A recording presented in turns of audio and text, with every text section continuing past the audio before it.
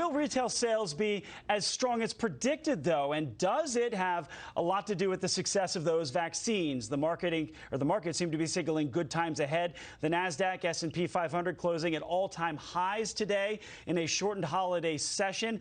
Now, with us now, retail watcher Heatha Herzog, market watcher Lindsay Piegza, and Scott Martin. I want to start with Heatha, first of all, on this. Tell me, what do you think?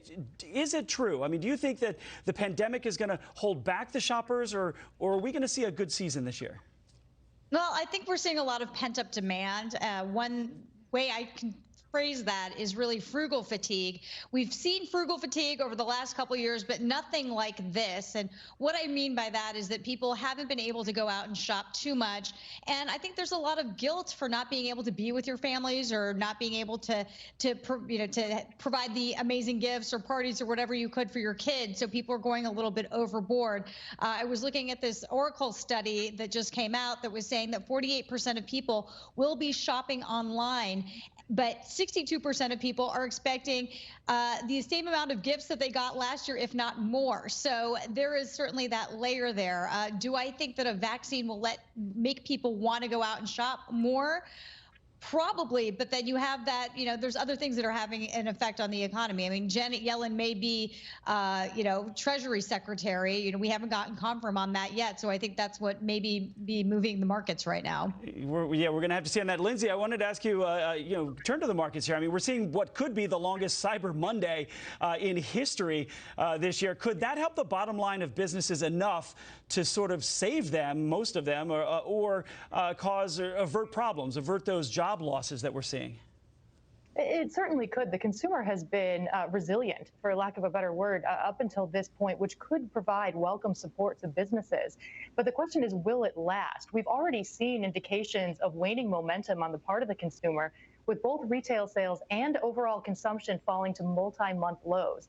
Now you layer in the risk of federal assistance and forbearance opportunities expiring at the end of the year, as well as potential further restrictions and lockdown as COVID cases rise, which could lead to further job losses, further business closures. So this is going to paint an increasingly difficult scenario for consumers and businesses if shoppers do, in fact, pull back, and maybe not through the holiday season, but as we turn the corner into first quarter.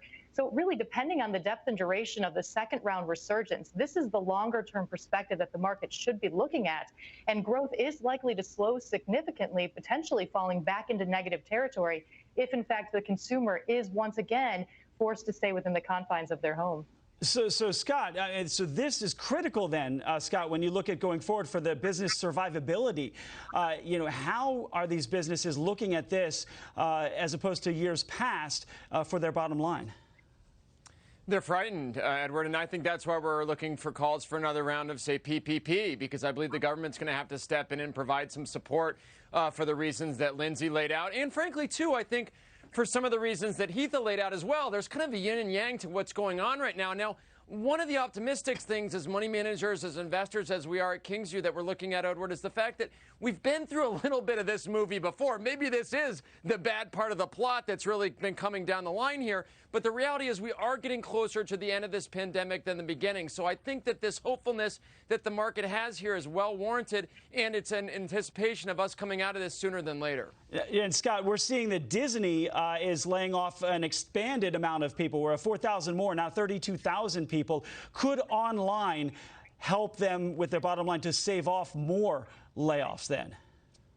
In some areas. Now, certainly Disney is one of those companies that has a wide spread. And that's another thing, too, Edward, that's happened with a lot of the companies that have been out there laying off folks and then maybe hiring folks in other divisions of their areas of work, is that the companies now have been forced to find other ways to do commerce. And so what we've had abilities to do of these companies is go online. We've seen the streaming certainly take off for Disney+.